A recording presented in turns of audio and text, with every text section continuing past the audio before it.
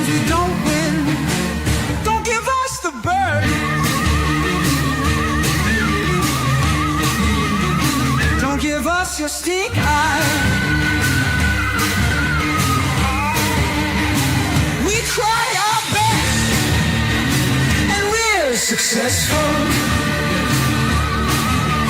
Come watch our show. Bet River sponsors. It's time to start. Enjoy the show. Well, welcome on in, everyone, to Betting Weekly Live. It is Monday, the 29th of December. You were Steve Wyss and Jack Wright again. Jack, how was your weekend? Did you profit with several winners, I hope? Greetings, Steve. It was a very nice weekend. As normal, when we talk about these kind of things, you think, it could have been a little bit better. One or two things not quite going your way, but a little bit of money, a little bit of profit. So yeah, we'll take it. We'll absolutely take it. And had a nice few days. Lots of action, isn't there? Lots of food and drink as well. All our favourite things. Have you had a good one? Yeah, it's been all right. I think on the soccer field, I've been winning and losing, ups and downs, really, give and take, if you know what I mean. I was satisfied with certain results. Juventus, I was really pleased to finally get them right, but I missed with a couple of other things as well. The NFL, that's been so exciting over the weekend. I was up last night until 4 a.m. over here watching the Bears game last night. That was one of the most crazy games I've seen. The Ravens, my Ravens are still alive somehow. Good. The Cleveland Browns beat the Steelers. Massive game coming next week, Ravens Steelers. I know we've got a lot of Steelers fans in the chat that come in, so we're going to have a real toss-up there. But welcome into you all. I hope you've been winning over the weekend, enjoying the sporting action. We've got a whole championship card to actually go through on today's show. Genoa in action at Roma in Serie A. AFCON as well. AFCON's just started, actually. 2 matches are underway. Angola, Egypt, and South Africa against Zimbabwe. So I'll tell you what I've actually had on AFCON today, Jack. I've had a 4-leg parlay on over two Asian goals in every game. Have you? Still time to get on then? Well, I just think it's one of those. The final group game, often there's more at stake. Teams have to go for it. And, I looked at different ways of playing it, and I think all the 4 games today have the potential for goals in them at a certain stage. The Asian 2-goal line, you just need 2 goals in every game. You're not going to lose anything. So I did have a little nibble there. I'm actually not on any main single in the 2 early games. So I've got the Angola match on in the background. Egypt are completely rotated. Wouldn't surprise me if Angola won, actually. And Egypt, that we know they won the group. So South Africa and Zimbabwe could be spicy. They're both real rivalry there between 2 nations. Don't get on. So they're going to leave it all out there. So let's see how it goes. But welcome, Real Brandon King from Toronto. It was a good day again for Aston Villa. Aston Villa, Jack, they are incredible. What they did, they didn't have a single shot in the first half against Chelsea. They should have been blown out of sight, stayed in the game, turned it around, and they keep defying. I mean, I'm sure you've had this debate on the Premier League show today, which will be released in an hour's time with Nigel and Dan. But the dream world continues for Aston Villa. Yeah, absolutely. And you're right. The first half was terrible from their point of view. Didn't think they had a single shot, did they? I think it's the first time under Emery that have not had a shot at all. But then use their squad, and sure enough, comes up clutch. And I did mention this on the show, the fact that Watkins came up clutch off the bench, and earlier in the season he was struggling, and they brought Malen on, and he did. So they've been utilising their squad really, really well and getting obviously some absolutely sensational results. So we do talk about that game, and I will reveal now that both myself and Nigel have official plays on that game. I'm not going to tell you what, obviously. You have to watch the show for that, but we do both have an official play on that game. I don't even know the plays. So you're making me think now. I know Villa have got a couple of suspensions in the game. I don't know how much you're going to factor that one in. I'm sure Nigel will be basing his bets on the XG metrics.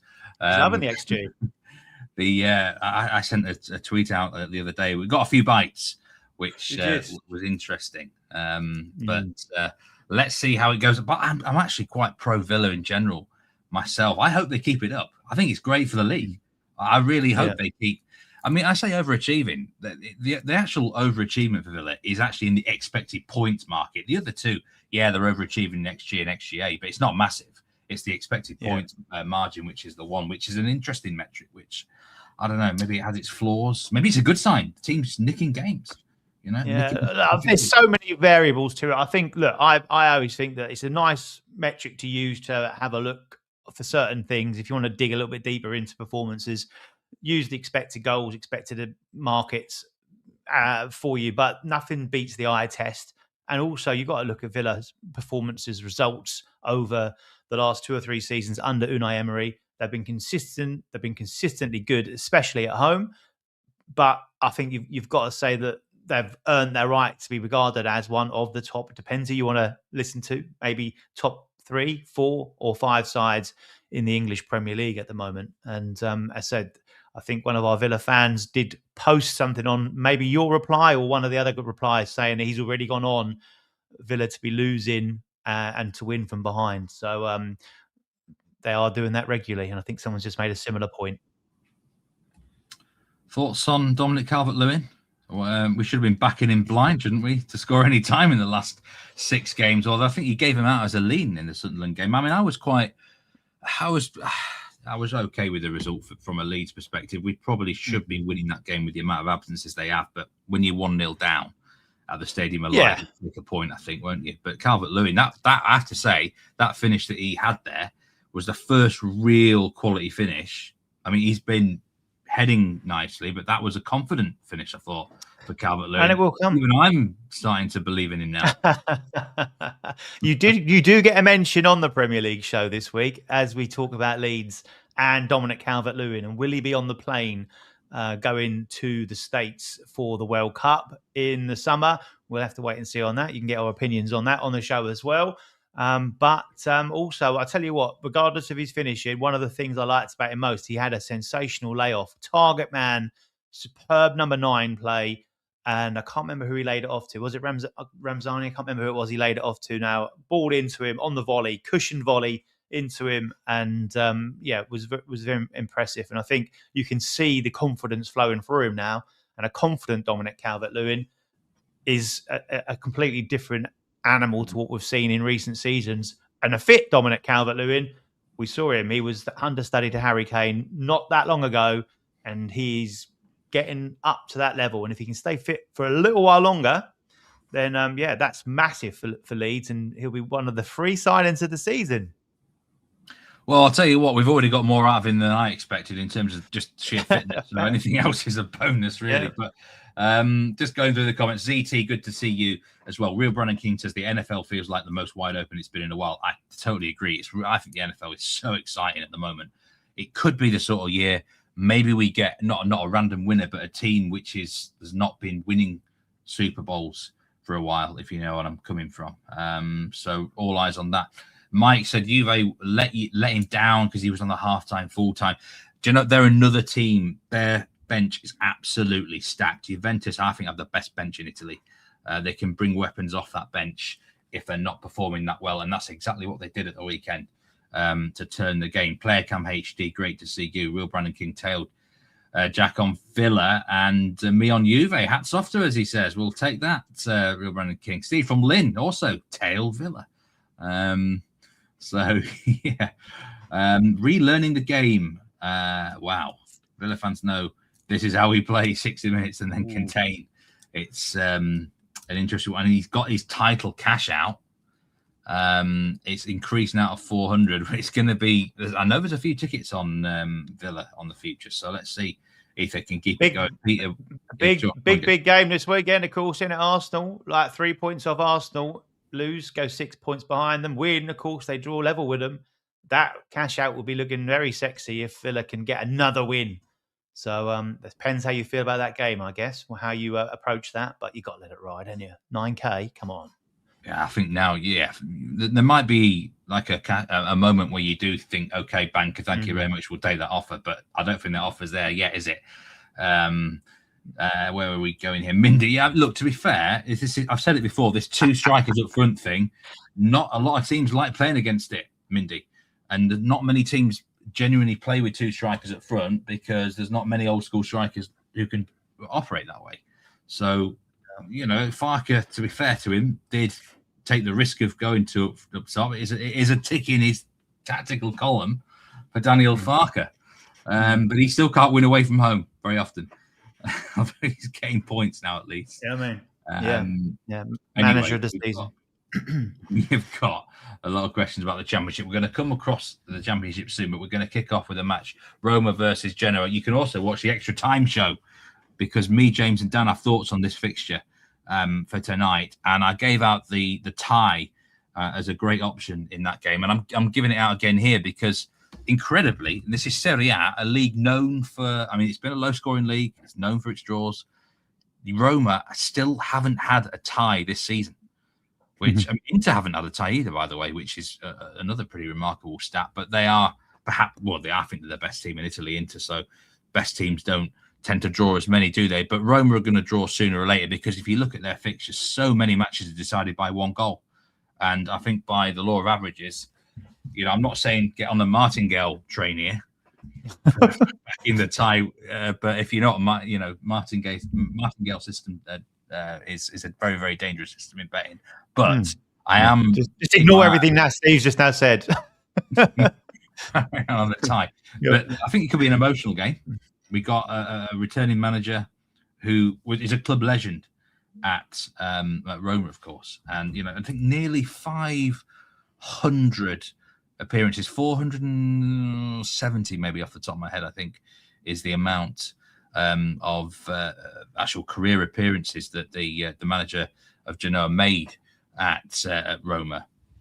I think he's only been he's a two-club man officially, but really he's a one-club man, isn't he? And since Genoa, since he's taken over at Genoa, I think.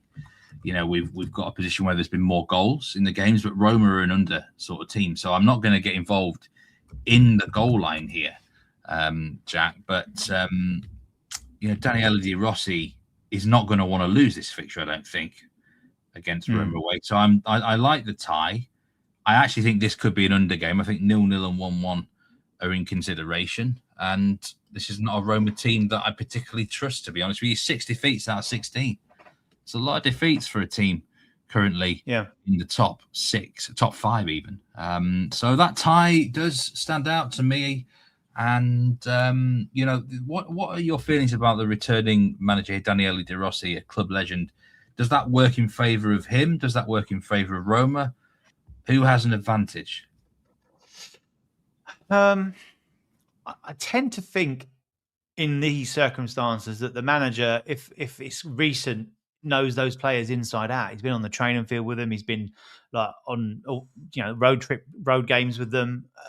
There's not much he doesn't know about them, and what to nullify, what weaknesses are there as well. Obviously, things change a little bit when you've got a new manager coming in with a slightly different style, etc. But I tend to think along the lines that the manager, if it's on a fairly level playing field, will have that advantage of knowing what he's up against and how to beat that. So, as you say, I think I agree with you as far as this one's concerned. I've not got massively strong opinions on it, but listen to what you guys have said about it would suggest that I think for me it's a low scorer as well, which on that basis, and with Roma not being massively impressive this season and certainly not blowing sides out of the water, would possibly bring that Genoa handicap into play. So possibly a way to look at it, but bow to your superior knowledge as always on the European soccer. The two teams in Serie A who have the most under 2.5 goal games this season are from the same city, Roma and Lazio. Lazio are on an incredible run of 11 straight under 2.5 goal games now. Roma have had just 4 out of 16 go over 2.5 goals. So if you're a supporter of a capital club, you are not exactly getting entertained too much at the moment. which is it's a surprise for the manager Gasperini. You watch that Atalanta side, and by the way, that Atalanta side was so difficult to predict on the goals market, but you did get a crazy mix of like 0-0s and like 4-4s or whatever. Yeah, didn't you? So, but for the most part, I think he's tried to be positive there. He's come into Roma and he's picked up where Ranieri left off last season. 1-0s, low scoring games. So I think that is the Roma identity right now, which we just simply have to accept. I think the tie is worth looking at. I don't think it's a match to get heavily involved in, but we're going to now get heavily involved in the Championship. We've got a full round of matches to one incredible runch, and we're going to have a feature preview on Birmingham, Southampton as well. But the action starts in just under 2 hours' time, I do believe, Jack. Lots of matches to go on here. There was a question about Coventry, actually, in chat. And Peter Chalkin said, are Coventry basically a bet at home against anyone in the Championship? I guess one of the reasons he's asked is because they're plus money. They're not going to be plus money very often now at home, but Ipswich do come to town. Where would your money be here? I think he's hit the nail on the head. They are a play. When you're getting plus money about the runaway league leaders here and at home, you've got to take it pretty much regardless of who they're playing against. You look at the standings at the moment. They're on 51 points from 23 games. Ipswich are third. So obviously, for people not knowing the Championship too heavily, the top two get automatic promotion to the Premier League. And then the four underneath them, third, fourth, fifth, and sixth, will go into a playoff, 2 legs initially in the semi-finals, then a final at the National Stadium. So as it stands at the moment, Ipswich are in one of those playoff places, but they're 13 points adrift of Coventry, halfway through the season now, exactly halfway through the season. A win here for Coventry pretty much puts them out of Ipswich's reach. Let's be honest. And there's also a little bit of needle at this game because not necessarily the squads, teams, etc., but the fan base, Ipswich fan base, were gloating quite heavily when they beat Coventry at the start of December. So these fixtures we're having today were all played reverse on the 6th of December. So we've got quite a good form read on those. And I think we're getting a price here because Ipswich were the favourites at the start of the season. Everyone expected them to not run away with the league, but probably be in a similar position to what Coventry are themselves right now. And they've been very inconsistent. They're not really stringing a lot of very good performances and results together. And they're certainly home and away form is somewhat polar opposites. At home, Ipswich, you'd be keen. They beat Coventry 3-0 on the 6th of December. But away, Ipswich are down in mid-table. They've got the 12th best road record. So they've only won 3 of their 11 road games this season. None of the last 4 either. So you've got to look at Coventry, who have won 9 of 11 on home soil, tied the other 2 as well, scored 27 goals across that period of time, only conceded 7. So they've got the best offense, got the best defense, and they're on a great run as well. When you look at the run of form they're on, they've won their last 8 at home. They won the last 2-0, and they're not blowing sides away so much. They've won the last 2 by 1-0, but that would come down to the fact that sides are trying to nullify Coventry. But also you look at it and their expected goals on that, they're still racking up high numbers and they're just not quite finishing their chances. But prior to that, they scored 3 goals in their 4 prior games to those 2 1-0 wins. So I think you have to take them at plus money here as the value play because they just are head and shoulders above anyone else in the league at this moment in time. So yes, is the short answer to that question. Yeah, I think it's interesting here that a New Life has said Coventry 1-0. He's going to back the 1-0, 2-0. Coventry at the start of the season were involved in some thrilling games, really. A lot of high-scoring affairs, mostly them scoring the goals. They're now 4 straight matches under 2.5 goals. They're not conceding. The last 2 wins have been 1-0. Is it simply... I mean, my personal feeling is there's 2 reasons for it. Sometimes when you get to that point in the season where Leicester were like this when they won the league, it's getting serious. Just get the results. They're now thinking, just make sure we get the points to go up. But also, the games come thick and fast. I don't think. Yeah, there's far too many games in the Championship. 46 matches is not acceptable in the second tier of English soccer. It's far too many games for the players to perform that well consistently, and it's a busy time of year, so the energy levels are sometimes a bit down.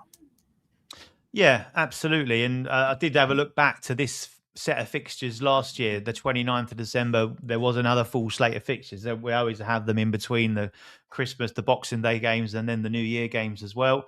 And generally, the trend was that the goals dipped. So of the 12 fixtures last season on the 29th, only 4 went and cashed for over 2.5 goals. 8 were under. Both teams to score yes in 5 of the 12, and obviously both teams to score no in 7 of the 12. It then seemed to spike again in the New Year fixtures. The games tonight do look like they should be quite goalsy. My only concern is if it does follow a trend from last season, and as you say, with the games coming thick and fast and the squads aren't as big as they are in the Championship, in the Premier League, you might well get that little tail off. But some people do like to look at it the other way and go, well, defences are tired, there's going to be mistakes happen, and therefore there could be more goals as a result of that. But yeah, this one, yeah, as I said, I think Ipswich's road record isn't the best, so I think Coventry will take advantage of it. And I say it might not be a blowout like we've seen from them earlier in the season. I think sides are going there and generally looking to kind of keep them at bay. Ipswich probably won't be one of those sides though, so this one could well play into their hands a little bit more, that Ipswich will go forward and look to attack them and leave space, and that could be a sign for Coventry. But so obviously Ipswich took them to the cleaners earlier in the month, and I think Coventry will be out for a revenge today, and certainly their fan base will enjoy it very much if they get one over on those gloating tractor boys from earlier in the month. Ipswich are overrated, says New Life, and not that great away from home. And Mindy, you're right, there has been 2 early goals in the Zimbabwe game. No goals yet in the Egypt-Angola one. Funny enough, it was the Egypt game I actually fancied more for the goals. It's weird how it works out, isn't it? That way. Yeah. Back-to-back away games for Ipswich as player cam HD. Okay, I want a prediction from you, Jack, here. Millwall, Bristol City. Give me a prediction for that. I think this is a tough one to call. I would go unders and I would edge a Millwall win. I think that one screams a little bit of a 1-0, 2-0 to Millwall. Yeah. We'll come back to Norwich in a minute, but Oxford against Swansea, that looks a proper pick'em game. Is the tie-in play there at plus 195? It is. This is a huge one because both these sides are down towards the bottom. A massive win for Oxford on Boxing Day. We were on live at the time, weren't we, when they got that late winner against Southampton. So they'll take that confidence into it. Craig Short is a guy that's involved with Oxford at the moment, formerly of Everton, as a defender back in his playing days. Can he go and spring another win there? That would be huge for Oxford, who are still in the relegation zone. Do you know what? Swansea are struggling. They've got a Pep disciple, haven't they, in charge there? So I think this is going to be a clash of styles. But I would put the tie is in play, but I'm going to edge Oxford. I think they might get another win. Middlesbrough Hull. This is second against fourth in the table. And, I'm a little bit surprised Middlesbrough are so short here, Jack. Minus 167. I'm not denying they should be favourites, but Hull are not that bad a side, are they? No, again, this is another one. Hull are a little bit of those kind of metric sides that it's been a little bit deceptive. So Middlesbrough have stuttered just a fraction under Kim Hjelberg since he's come into the club. They were on fire under him, and then just had a little stutter. Again, these two sides met on the 5th of December. Middlesbrough won 4-1 at Hull, which will have an influence on this. But Middlesbrough now, having been very good, say under Hjelberg, his first official game in charge was against Derby. They won that 2-1. Then their game against Hull was 4-1, 2-1 and 3-1 wins. Then the last 2 games, they lost 2-0 at Bristol City and tied 0-0 with Blackburn on Boxing Day. So from scoring goals prolifically, suddenly the well has run a little dry. I'd expect that to kind of flow over again tonight because Hull games do tend to be high scoring. So some interesting strikers on show for this one. But I do fancy goals in that one. Yeah, I like the idea of Middlesbrough and goals at the minute. The last 2 games haven't scored. Lost 2-0 at Bristol City, but they had so many chances in that game. Yeah. And then a 0-0 against Blackburn, who we talked about them on Friday. They're a bit of a weird side, aren't they? They can be awkward. I think. Yeah. Hull's yeah. Well. Yeah, I was going to say this is now the challenge for the manager Kim Hjelberg, who is used to been in a 30-game Allsvenskan season in Sweden, right? Yeah. I can count on one hand probably in the last 5 years where there's been a midweek round in Sweden. So this is the big challenge for him now, the 46-game marathon of the championship, and that's why I think you probably, if you're going to get the best out of Borough, you're going to look into the new year and give him a whole week of preparation. So that's my concern with Borough at minus 167 in this game. Overall. Yeah, I think so. But a whole love to swing. As you say, you look at their last few games on the road. Look, it was 2-2 on Boxing Day. Before that, they won 3-1 at Millwall, and then 2-1 at Stoke. 3-2 defeat and 2-1 defeat. It shows you they're kind of, it's just such a mixed match. It's goals generally, but they could be going at either end. They've had 4-2s, 3-3s this season, a couple of 3-2s as well in there as well. I just feel that this one has got goals in it. But as you say, these managers new to the league, which both are. This is the time of the year where they go, what the hell's going on here? Some have a winter break at this point in time, don't they? And from the more established leagues, and they're like, we're playing 4 games in 9 days. So, yeah. Well, he's certainly not used to managing this time of year, being the Ice Hotel this time of year, wouldn't he, normally? Up there in wherever it is these days. I think it is in Sweden, actually, or Finland. Let us know if you know where the official Ice Hotel. I think there's probably more than one Ice Hotel now in Europe. So, very random that. But anyway, the bonus bet from Bet Rivers. I mentioned this on recent live shows. If you've not got involved with this offer, if you've got your eyes on a plus money bet at Bet Rivers, Betting Weekly is giving you a little bit of pizza money to lock it in. Use our pizza money bonus code, Betting Weekly 1218. It's up there on the screen in capitals to get a $10 bonus bet to use on any plus money play at Bet Rivers. And you can go until January the 11th to redeem it. And I know a lot of you have used it already, but for those who are new in, then absolutely take advantage of this offer if you are eligible. And like I say, we've been giving out plenty of plus money potential bets in recent times. I'm sure some are biding their time, Jack, for the right moment at the right time, but do make use of that offer. Okay, talk to me about Norwich City. Jack, Norwich City are in action today against Watford, 2 teams who, I mean, it's fair to say they've had the new manager bounce, both of these sides, really. It's a proper pick-em game. Watford are flying higher in the table, but Norwich do have momentum. There's a lot more confidence surrounding the Canaries right now. 4 unbeaten, Jack. Are you going to make it 5 unbeaten here today? Possibly, yeah. I think there is. You hit the nail on the head there. There is confidence raging through the terraces at Carrow Road and also onto the pitch. And you can see that is the massive difference. There's been real commitment, so real confidence. Players that looked like they had no future at the club are suddenly looking like they're one of the best players in the league. And there's lots of positivity running through, and kept the first clean sheet at home this season, only on Boxing Day. That first clean sheet across any game since August. I don't think they'll keep another one tonight because I think this will be an entertaining game. Games with Watford tend to be. 5 of the last 6 meetings have cashed for over 2.5 goals. And as I've said, these are the reverse fixtures of the games on the 6th of December. And that was a 3-2 thriller, and it could have been more. In terms of Watford, I was going to say that they actually have been a serious form team. I know a few Watford mates of mine, and they've not been this excited for quite some time, Jack. And I think partly it's because of the manager of who he is. He was really liked in his last spell. He got into the FA Cup final, and it's for about the first time in quite a while, really, that a manager is genuinely loved there, it seems. And I think it's one of those where you've got to. I think this is why it's a fascinating clash. It's a shame that both Norwich and Watford are playing against each other from my perspective on the outside, because I don't want to be fading either at the moment. But in terms of a bet for the game, then that's why I like goals. Yeah, that's why I like goals. And as I say, they've generally been full of goals. Norwich have scored in every game under Philippe Clement since he's come in.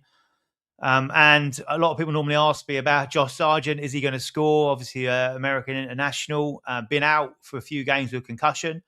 And I mentioned that, I think, on one of the last shows we were on, and his replacement, McCarmers, came in and scored 4 goals in his 5 games since Sargent's been out with that injury. Now there's a chance that McCarmers got a knock. He's taken a knock on Boxing Day. Sargent has been declared fit, and Clement has come up and said that he will be in the squad. So there is a good chance that he will revert to the starting lineup. And it's very good timing because he's got a great record against Watford. He scored 7 goals in his 9 appearances against Watford, including some crazy goals. And he was in a drought earlier in the season, and he broke that drought with a goal against them in the reverse fixture. So look out for him tonight. But I think that there's goals at both ends. There's over 2.5 goals, and that does form part of my the first part of the daily double. And so Watford's not been great on the road, but they did have a good win against Leicester, and their last 4 away have all cashed, and 5 of the last 6 have done so. No clean sheet for them on the road either. So that's why I expect both sides to feature here. The result could go anyway for the reasons you've talked about, but I do fancy goals. Yeah, that's the first part of our daily double today, over 2.5 goals, Norwich versus Watford. We'll come to the second part of the daily double soon. But before that, there's a ladder coming out in the Stoke against the Sheffield United game. What a crazy match that was for Sheffield United last time out at Wrexham, 5-3. Remarkable game. I think Chris Wilder would have been fuming about that one. He now travels to Stoke. They are the favourites, but only just. Stoke, of course, no mugs this season.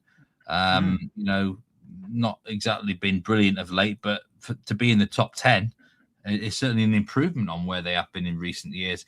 The ladder then, Jack, what market are we looking at? We're going in your favourite one, Steve. I'm stealing your thunder a little here, treading on your toes a little bit up as I climb the ladder, and I'm going on corners. Yeah, both these sides are just very strong for that. I do fancy an open game for the reasons you've talked about there. Stoke have been in good form throughout the season, as far as that they're probably punching up above the position they maybe would have expected. Mark Robins obviously been in there. They're kind of winning one, losing one at the minute, a little bit inconsistent. Again, Sheffield United, you could say the same. We talked about Sheffield United on Boxing Day, where we talked about them probably edging that game, but goals at both ends. Well, there was certainly, but they were on the wrong side of 8, weren't they? But what these two sides have been super consistent with throughout the course of the season is corners. So Sheffield United are the number 1 corner team in the Championship. They average 11.78. And what I like is that isn't just focused on home games. When you go away, that average is still very strong, drops a fraction down to 11.42, but still more than what we need here to get us on the entry point. And Stoke are the 3rd best corner team in the Championship, averaging 10.96, and their average stands pretty much the same, drops a fraction to 10.82 at home. So I'm going to go up and miss a rung each time here, but I'm going to play 3 different legs on this. And as always with the ladder, the way I play it is make sure that you're going to get at least a little bit of profit, but at least to recover your full stake on your first entry point, which is over 10.5 corners with Bet Rivers at -106. And then I'm going over 12.5, which is at +220, and over 14.5 at +450. Stoke's last 3 home games have seen 12, 13 and 15 corners. Sheffield United's last road trips have seen 12, 12, 13, 11 and 19. And when these two sides last met, which was, say, December the 6th, there were 16 corners. So it all points towards there being a good few in this one tonight. 2 sides that are gunning for the win, which is always an important factor when you want corners. You want them at both ends, and I think we can get them in this one as well. Yeah, I love it. I mean, we on this show, we are all about highlighting teams who are good for corners. It's become a recurring theme on Betting Weekly Live this season. And Sheffield United fit that bill. Stoke fit that bill. I like that technique of laddering. I've not talked about this technique before, where you miss a run. It's an interesting one because you don't have to do increments of 1. You can miss them out, especially in certain markets. So good strategy, I think, Jack. I like that strategy because it's one of those, if you are, if you're completely wrong, rather than say a ladder of 5, you're only losing. You know what I mean? It's one of those where it's, and if you're absolutely right, you're getting the really nice odds for that top run of the ladder. I like it. Really do like it. Yeah. I like it. So there's a difference between each of them. Some of them, obviously, as you go up just by a corner at a time, especially in the corner market, goals market's different, but the corner market, there's not much difference between going for the over 10.5, then over 11.5. So that's why I do space it out a little bit, and I always make sure that I say your full risk is as much as you want to risk.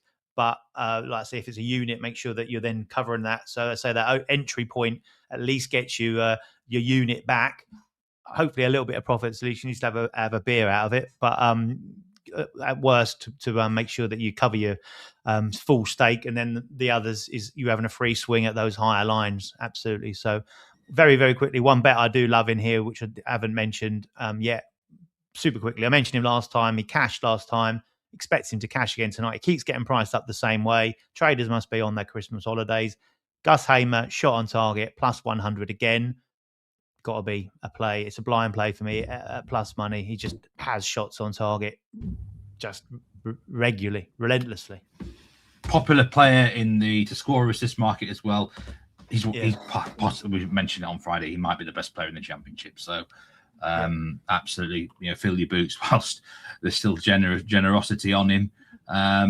Let's talk the second part of your daily double then. It's going to come in the Leicester against Derby County game, and Midlands Derby.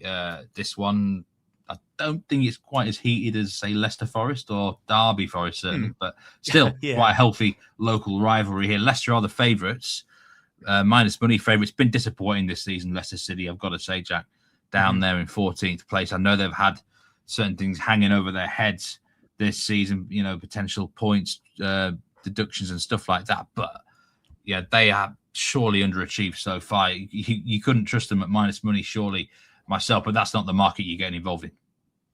No, I agree with what you said there. Marty Fuentes, the manager, highly rated, still got decent players at the club. But yeah, just seemingly waiting for a fate that's around the corner and not concentrating on what they need to do, really. But yeah, I'm going here with over 2.5 goals. I was really surprised to see this at plus 116. So I've played this as a single, but I've made it part of the daily double as well to give us some extra juice in this one. And again, I'll go back to it. Very recent form line. 6th of December, these two sides met, and it was 3-1. That was to Leicester. And on the day, they can turn it on. Over 2.5 goals has cashed in each of the last 4 Leicester home games, and in their last 9 across all venues. Why are we getting plus money for over 2.5 goals? I think there's a stigma around Derby, a thought process around Derby that they are an unders side. Not really been the case. And again, I'll just finish off on Leicester, saying that you look at the predicted lineup here and the players that played last time out. You're looking at Fatawu, you're looking at Bobby D. Cordova-Reid, you're looking at Mavididi, you're looking at Ayew. They're all players that can create and score chances. So I think that they'll have their hands full here tonight, as you said, with Derby. On as far as the outcome is concerned, it would not surprise me to see Derby reverse the form here as such and win this one. Only Coventry have got a better points per game record on the road than Derby, so they'll come here with confidence, and their games do generally tend to have goals. 5 of the last 6 have seen over 2.5 goals cash. It was 5 on the spin until Boxing Day. That run was ended at Birmingham, which ended in a 1-1 tie, but Birmingham had such huge expected goals. They had about 11 shots on target, but a lot of that came down to the fact there was an early red card for Derby. So that kind of skewed that game a little bit. So I'm happy to draw a line through that as far as the 2.5 goals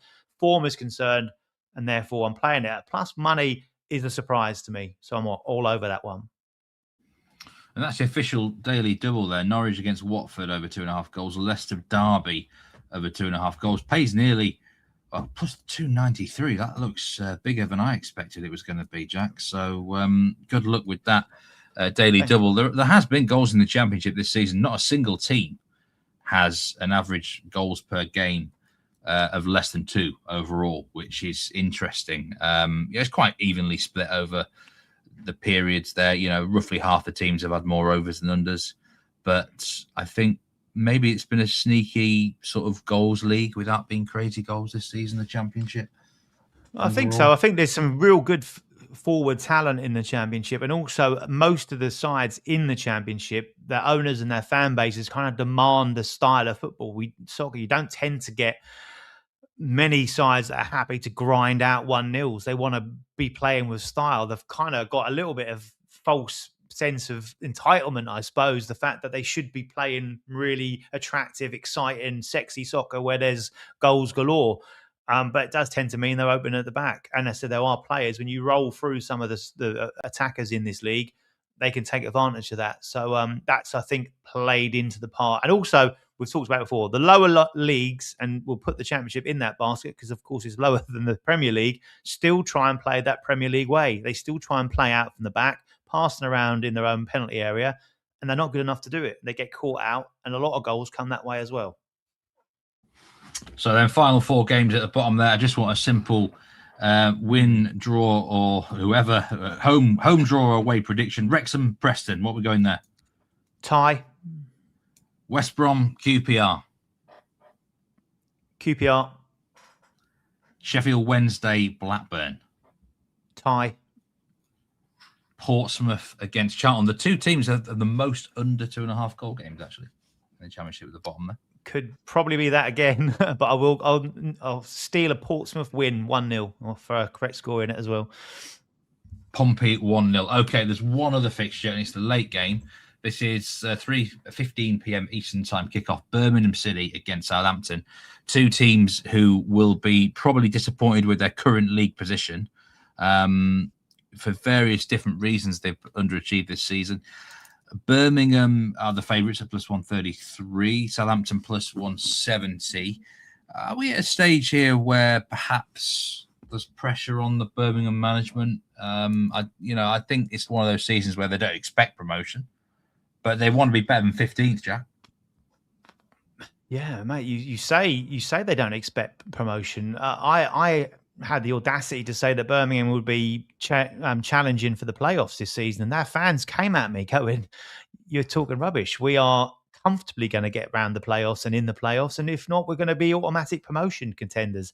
So they will not be happy about being down in 15th, largely down to their road form. It's not been great, but current form is poor as well. So to see them priced up this way tonight against the Southampton side that have had turned the corner, but they've had a little bit of a wobble as well in their recent games. It's a tough one to call. I think I'd probably side with Southampton on the value, but yeah, I'm going to steer clear of trying to predict who's going to win it and just suggest that there should be goals in the game.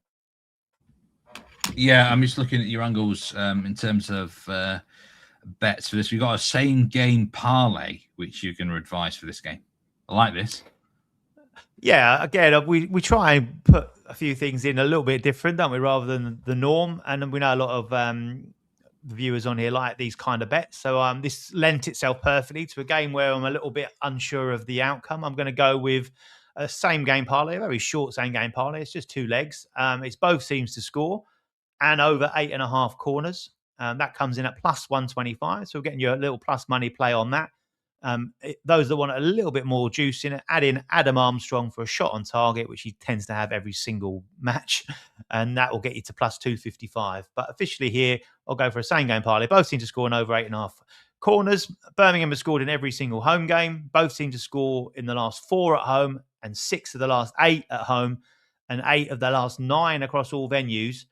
Southampton both seem to score in every single one of their 12 road trips in the league so far this season. So shocking, really, when you consider that they're one of the sides that have come down from the Premier League. But when maybe you looked at their results last season, maybe not so much of a surprise. So a little bit of a transitional season for them. But goals galore in their road trips. And say they played on the December the 6th. It's ended 3-1.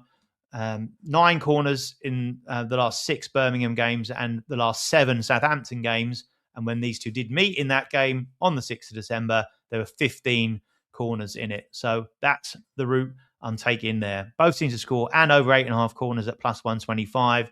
You can throw in Adam Armstrong for a shot on target at plus 255 if you want a little bit more juice in the late game.